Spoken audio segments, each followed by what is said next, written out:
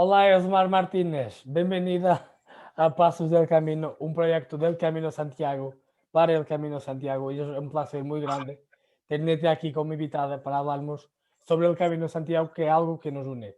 Muchísimas gracias por aceptar este desafío y quiero que lo pasemos aquí bien y que te guste. Muchísimas gracias. Gracias a ti.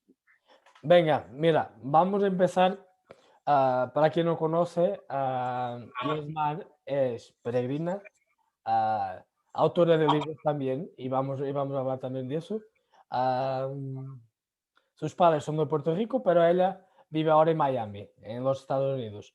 Ah, Yosmar, vamos a empezar con un pequeño desafío, ¿vale? ¿Vale? Te voy a poner a tocar dos canciones, dos algo conocidas. Y quiero que me digas cuál es su conexión al camino, ¿vale? Ok, Venga, ahí primera, ready.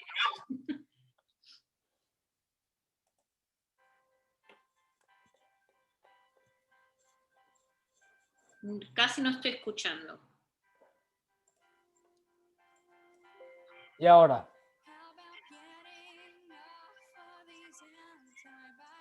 Sí.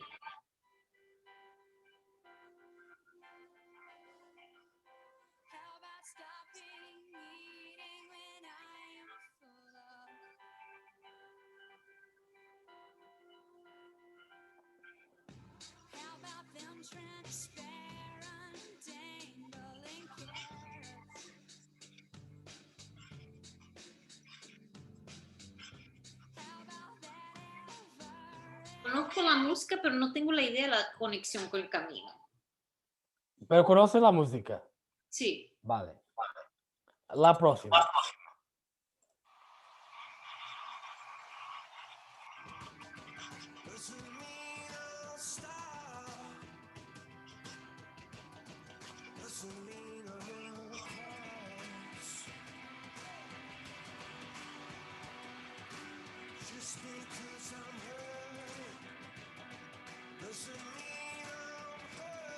Esa no la conozco.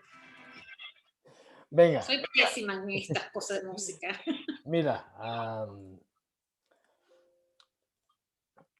¿cómo tú lo ves o cómo ves que la gran parte de los peregrinos de América conocen el camino? La película The Way. Pues ahí está. Sí, que es del Las soundtrack de The dos, Way. sí, las dos están ahí. Ok. Sí. Venga, mira, cuéntanos un poco de cómo empezó tu historia con el Camino de Santiago, por favor. Bueno, la primera vez que escuché a alguien hablar del camino creo que fue en el 2007. Y fue una noche, había salido con mis amistades, nos quedamos afuera caminando por la calle hasta las 2 de la mañana y bueno, no estaba usando los zapatos más apropiados para caminar y volví con ampollas a mi casa. Y el día siguiente le mostré las ampollas a una amiga y mi amiga me dice, cuando yo estaba en el camino yo resolvía las ampollas así. Y yo, cuéntame del camino, ¿qué es el camino? Ahí yo dije, no, eso yo nunca lo voy a hacer, nada que ver conmigo. Y después, eh, y esta amiga mía es súper deportista, súper atleta, etcétera, etcétera. Entonces, para mí eso es algo que ella hacía y yo no. Eh, y después, como al año y medio o 2 años, la mamá de una amiga mía falleció y en el funeral hablaron que ella había hecho el camino. Y me pareció como que una dicotomía. Aquí tengo una amiga de 35 años, súper atleta, que lo hizo, y aquí está la mamá de una amiga mía de 65 años, o que lo hizo a los 65 años. Y me empezó a interesar. Ahí, por vuelta de 2010, como que dije, voy a hacerlo, pero no le dije a nadie, voy a hacerlo en algún momento, o en realidad fue por vuelta de 2009 que empecé a pensar en hacerlo y tenía planificado hacerlo en el 2010, pero no se dio. Eh, y no le dije a nadie. Um, Después de eso, disculpe, No me pasa nada. no sé cómo pagar esto. Después de eso,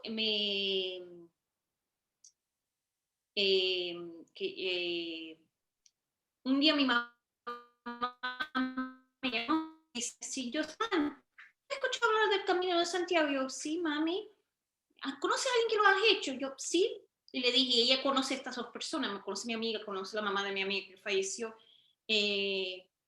¿Tú considerarías hacerlo? Yo, sí. Ok, cuando tú vayas, yo voy contigo. Y el primero camino fue en el 2011. Después de eso, pensé que iba a ser una experiencia de una vez solamente, y resulta que al mes de volver quería volver a hacerlo, y también como a los 4 meses de regresar fue que tuve la idea de escribir el libro de cocina, y ahí decidí que iba a hacerlo, iba a volver al camino para hacer investigaciones y todo eso. Demoró casi un año más para yo poder regresar al camino. Entonces el segundo camino primero fue en septiembre, octubre de 2011, el segundo fue en abril de 2013, el tercero fue el camino portugués en septiembre de 2014, el cuarto fue el camino Sanabres en junio de 2015, y después el último que he hecho fue parte del norte y el primitivo y parte del primitivo en el 2019. Y ahora esperando que la pandemia pase para poder regresar nuevamente. Venga, genial. Como nos has dicho, has escrito un libro de culinaria sobre el camino. Cuéntanos un poco sobre A Taste of the Camino. Ok. Bueno, yo siempre quise escribir un libro de cocina. Yo estudié culinaria, he estudiado varias cosas en mi vida, una de ellas fue culinaria. Y siempre quise escribir un libro de cocina. Me gusta enseñar sobre culinaria, entonces para mí eso era una cosa que yo quería hacer, un desafío personal, pero nunca como que pensaba que tenía un tema apropiado, un tema que fuese un libro diferente. Escribir un libro de cocina es mucho trabajo, entonces yo quería como que asegurarme que si yo fuese a hacer eso, realmente fuese una cosa eh, diferenciada, digamos. Y cuando regresé del primer camino, o sea, empecé a querer hacer la tarta de Santiago, que fue una cosa que yo no conocía hasta haber caminado el camino. El pulpo a la gallega, la empanada gallega, ese tipo de cosas que yo nunca había comido antes de hacer el camino. Y al mismo tiempo empecé a crear mi círculo social del camino aquí en los Estados Unidos. Las personas que conocía se enteraban que a mí me gustaba cocinar y me decían, ay, ¿tienes receta para esto? ¿Tienes receta para aquello? Y un día estaba caminando, yo vivo cerca de la playa, estaba caminando en la playa un domingo y era por vuelta a las 9 de la mañana, y se me ocurrió en ese momento, si yo estuviese en el camino, yo ahora mismo estaría tomando mi segundo desayuno.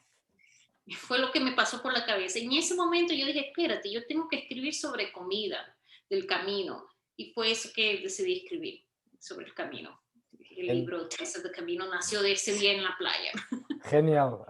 Mira, el camino, además que es una ruta de peregrinación de estilo espiritual o religioso, como los frenos lo ven. Yo soy una persona que lo ve de un poco de manera, porque lo hago por religión también, pero también por un poco de espiritualidad y por cultura, por gastronomía, un poco por todo, porque yo soy enamorado del camino por todo. Y además que debo mi vida al camino. Pero en el camino no es todo, o sea, no es todo solamente caminar. Esta parte de la gastronomía, de la cultura, también está muchísimo presente.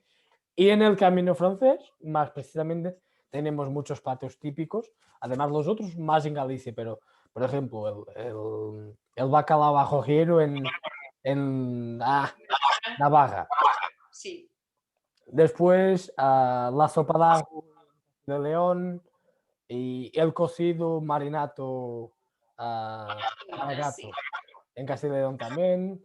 Y por qué no, el pupa de fer en Galicia, el cocido gallego.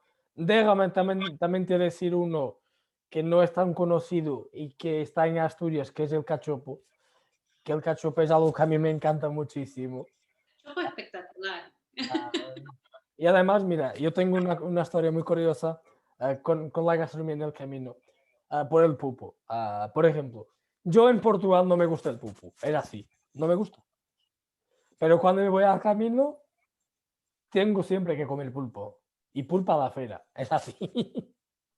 Lo he probado la primera vez en Sí. 2019 en Melide, exactamente en la pulpería Ezequiel, que es uno de los lugares más conocidos y pues nada.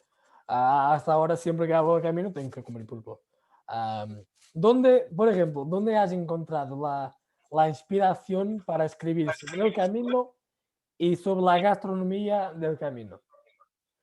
Yo creo que la inspiración es hay una cosa muy en común sobre el camino y la gastronomía del camino, a mi ver. Y son dos cosas. Primero, la simplicidad. O sea, en el camino la vida de uno se convierte más simple. Y ahí yo creo que hay algo muy refrescante de tener una vida más simple.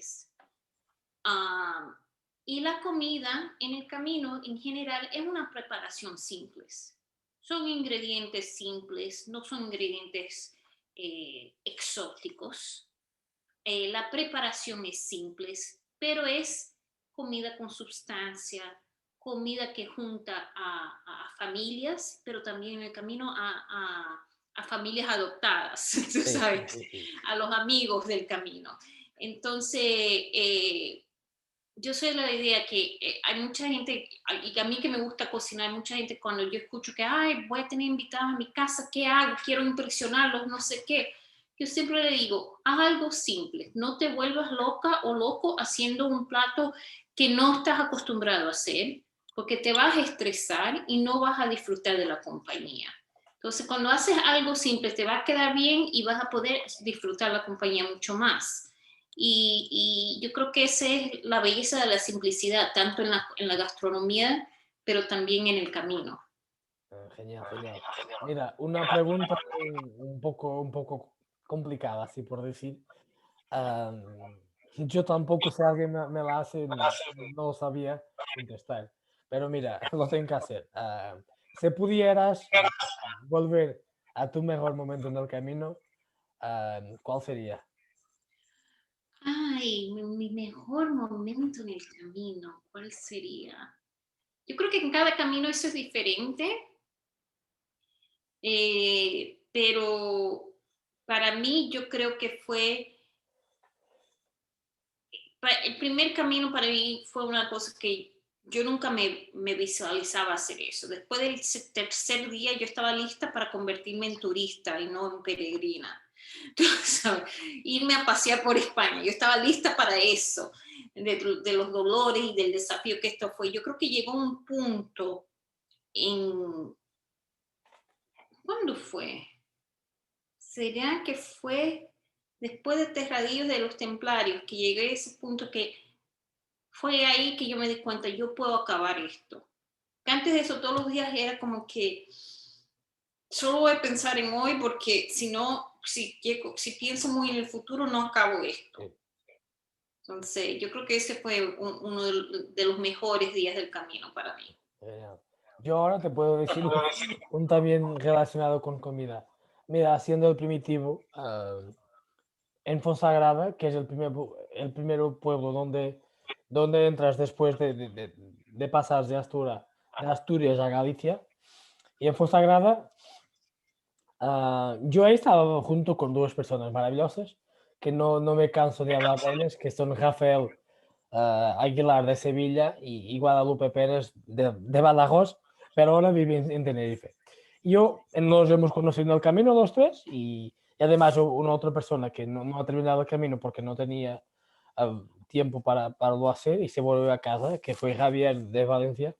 Eso para decir que estaba con ellos juntos e hicimos un grupo y ha sido un camino maravilloso, genial con esta gente. Y ahí, en Fonsagrada nos fuimos cenar los tres. Y mira, nosotros a la media hora, al almuerzo, nos teníamos ido a un restaurante. Y comemos bien, normal, nada de más. Y por la noche En Fonsagrada también hay un restaurante que es muy conocido por el pulpo. Ah, y después, y entonces que tenía una cola muy, muy grande. Pero nos fuimos ahí y hemos entrado ahí. ah, y entramos y esperamos un poco que teníamos una mesa para nosotros y nos subimos al restaurante. Y ahí hemos estado ahí 2, 3 minutos. Y yo, mire, yo no sé qué pasó. No, Rafael, que es un tío así mayor, así por decir, tiene 50 años, pero era lo más viejo de nosotros, que yo tengo 26 y Guadalupe tenía 31. ah, entonces, la persona más vieja le dice, miren, esto no sé, no me cae bien o lo que sea. Yo no entendí muy bien lo que pasó y salimos de ahí antes de pedir cualquier lo que sea y nos fuimos. Nos fuimos y volvemos al mismo restaurante donde habíamos estado por la tarde. Y ahí yo pedí un chuletón de ternera. Además del chuletón de ternera, ah, pasta boloñesa y fueron los dos platos, chuletón y la pasta. Y ellos pidieron otras cosas. Pero mira, fue quizás de los mejores platos que he comido en todos mis caminos, fue ahí, en ese momento.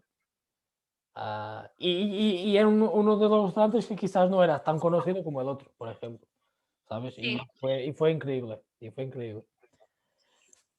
Venga. De comida, de experiencia de comida, tengo varias historias excelentes, pero me voy a,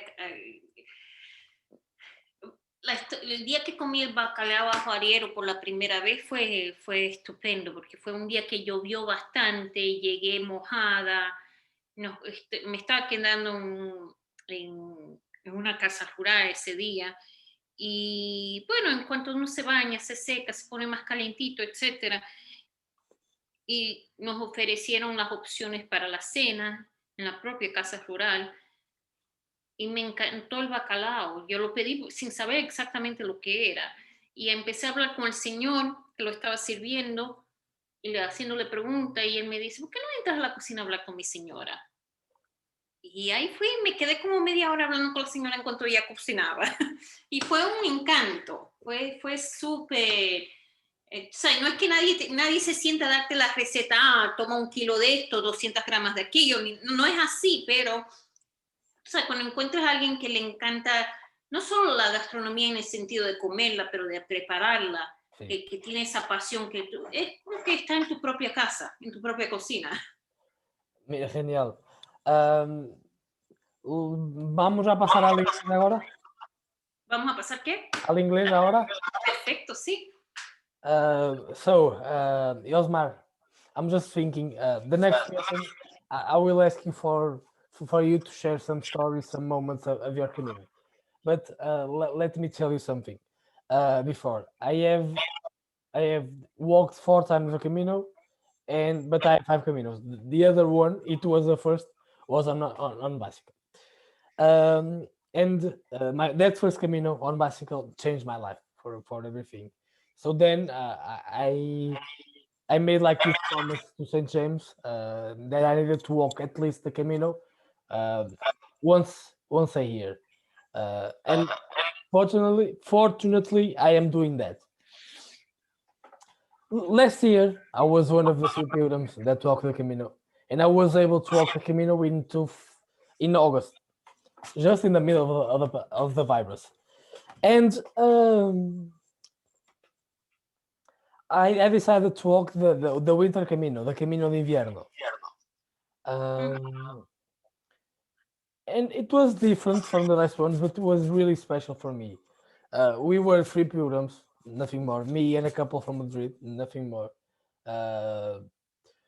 But I didn't. I didn't. I didn't. How I can explain this? I didn't feel. I didn't need. I didn't. Sorry. Dilo en español y lo traduzco si quieres. No sentí falta de nada. You didn't miss anything. Yes, sorry. And that's why, and it was so special, the sightseeing, but mainly the people, the persons on these little towns, they were really special. And in one time, just this Camino, it's more or less 10 days of walking. The first day and a half are on Castilla y León because it starts in Ponferrada, and then the rest days are on Galicia. And in the place, just I don't know, on the stage before arriving Santiago, I I stopped in a place called Ponte Ulla. It's on the Camino Sanabres, but the Windsor Camino joins in Lalin with the Camino Sanabres. So I stayed for the night in Ponte Ulla in a pension, and in that same, not that day, in that day I was alone because the other couple stay a day behind me. So I was there alone, and there's nothing more there. I was the only guest around there. And they have like this the barbecue. It's really there in that town, in that place. I didn't know that, but when I called them to make a reservation, but the barbecue there was one of the best barbecues I ever had. It was really special, so amazing. And the treatment over there in that place was really special. Now, please, if you can share some moments of your Camino, I'll be glad. Of treatment by others that was really, I mean, there's so many. I mean, it's been 5 Caminos already, so it's I'm just trying to remember anything. I think the story I just told you about the food in Aquereta, about the bacalao ajoriero, that was a lovely treatment. um then there was Astorga. Astorga, I was having a lot of issues with my feet on the first Camino. And well, we were staying in a pension, but the lady from the pension also ran one of the albergues in town. And she's like, this is what you need, A, B, C, D. And I'm like, okay. And I'm like, where's the farmer? She's like, don't worry, you're not gonna walk, you're gonna sit here. I'm gonna bring everything for you. And she brought everything she thought I needed, and a bucket of water with ice and salt, and then this cream and that pill and whatever. And it was like, okay, I'll do whatever you say. Reminded me a little bit of my mother. That's something my mother would do. But she took over. My mother was there with me, but she took over. So That's really amazing. yeah. Thank you for sharing that. So let's get back on food. So not for you. What were the best places to eat on the Camino? Not restaurants. The best towns for you The best okay. towns. Well, certainly the bigger towns have more options. Yeah. And like Burgos and Leon have, and Santiago as well. Santiago has some amazing places to eat. But I also ate very well in Carrión de los Condes, particularly the first time I went there on the Camino Frances. There was a restaurant, I believe it doesn't exist anymore, because the second time it was closed, and then I've been to Carrión more recently and I didn't see it open. So I don't know if it was called El Resbalón, but the food was hearty and really flavorful. And like, there's some meals on the Camino that are so, but you appreciate them because you're tired and you're just grateful for having a good meal. But at the end of the day, they're so. But you eat them because that's what's there and you need to eat. And you appreciate that there. But this was really flavorful. I remember I ate some piquillo pepper stuff with ground meat and on a pepper tomato sauce on top, a creamy sauce on top. And then I had these natillas. That was the first time I had natillas, and which made it into my cookbook. And I remember I was having dinner with a group of Irish, 6 Irish, my mother and I, we were 8 in total. And when dessert came around, the woman was like, gave us the options, and I'm like, what are natillas? She's like, well, it's like a pudding and it has cookies on top. And I was thinking it was crumbled cookies. Yeah. I was like, okay, that sounds interesting. And I think 6 of us order it. And then she came back and she's like, I only have 5. And all 6 of us looked at each other like, who's giving up theirs? I was like, not me.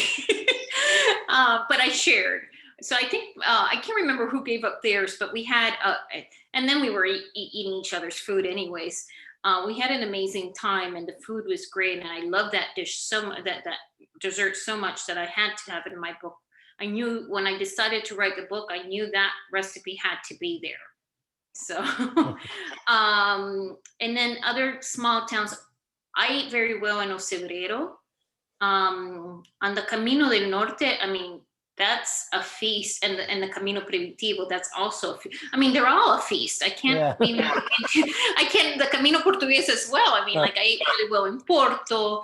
I can't remember the name of the town. It was like 2 or 3 days after Porto, but before Ponte de Lima. Barcelos?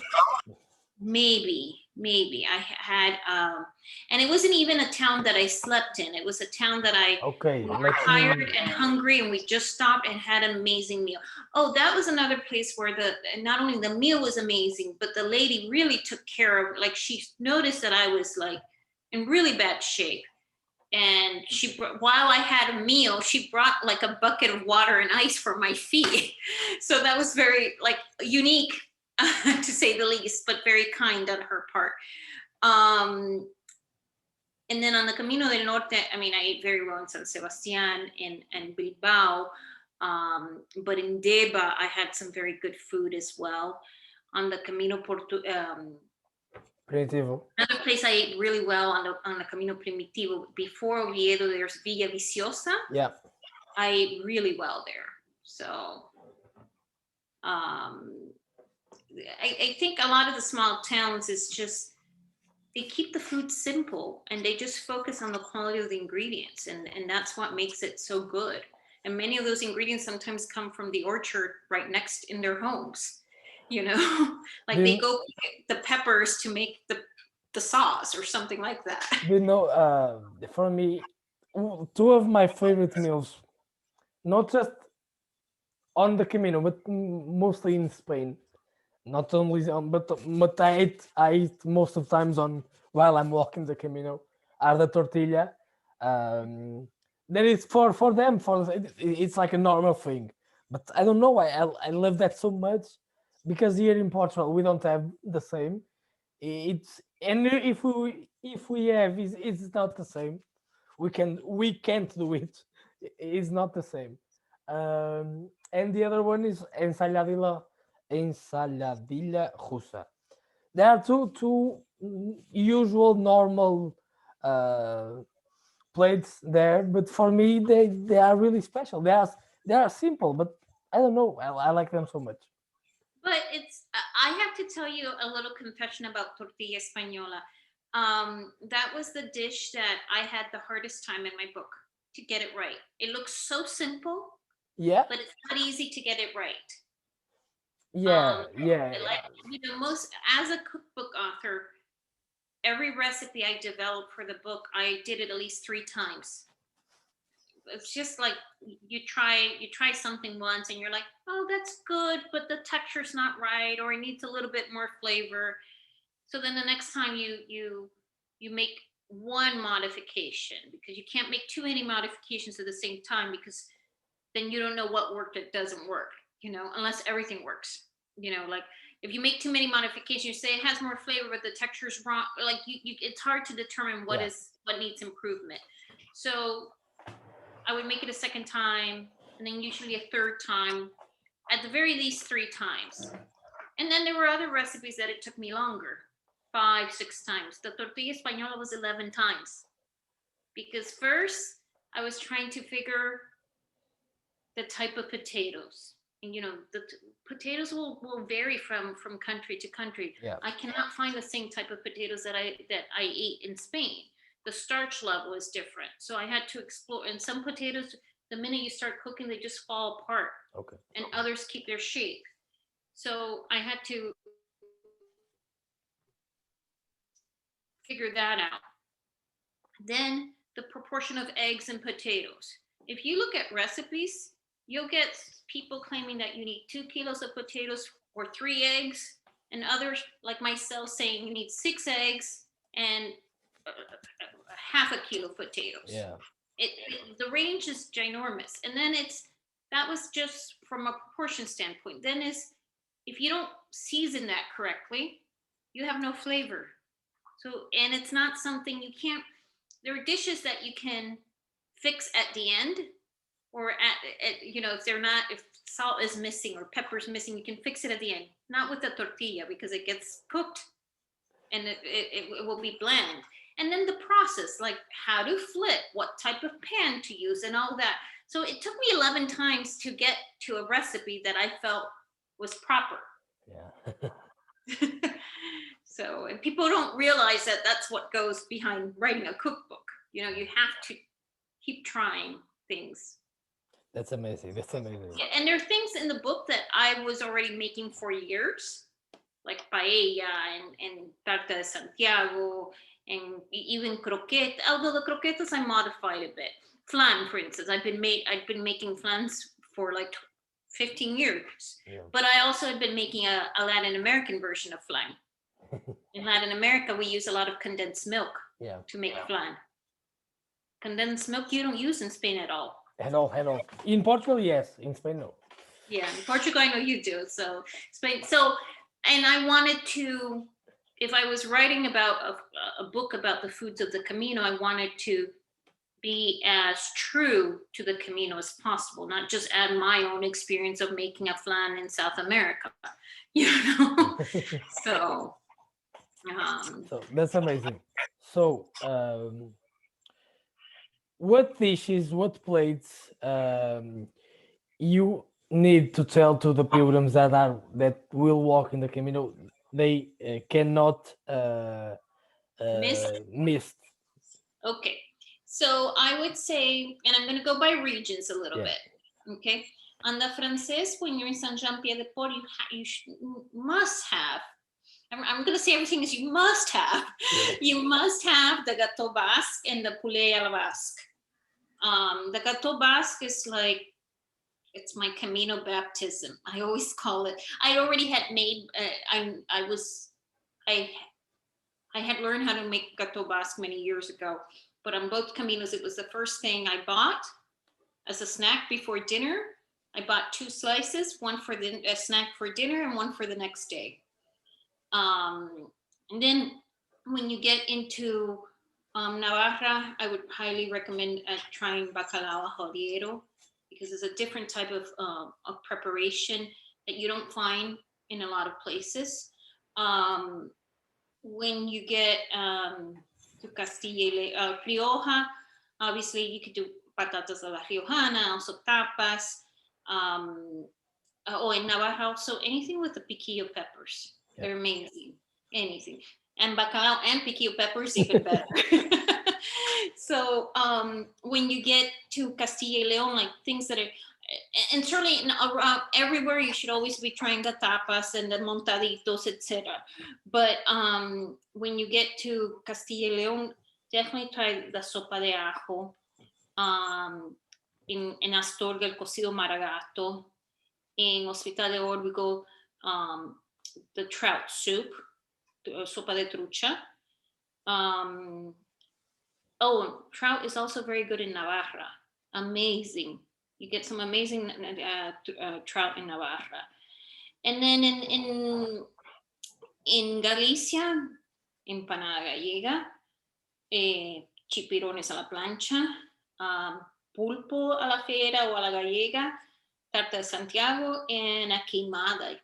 People need to try that. Yeah. Then when you go to the Camino Portugués, it's like there's so many different variations. I mean, you know this better than I do. so many variations of cod, bacalao. Like I think I ate cod Thousand ways, a thousand ways. 1,000 ways exactly. I think I eat cod every day. I go sa, um, con nata. Like there's so many ways to eat it. And then the convent sweets in the Camino Portuguese. Most people, I think, if you take Portuguese and Brazilians, they're not used to that level of sugar, but they're amazing, the convent sweets, with all the egg yolks and the sugar, and just the history that goes with those sweets. Yeah. And then on the Camino del Norte, a lot of cod as well, but different types of preparations, a lot of seafood. The best anchovies are supposedly from Santoña, and they're amazing. And then on the Camino Primitivo, I like cachopo, I like torto. They also have this thing, which is basically an onion stuffed with tuna and tomato sauce on top. That's amazing too.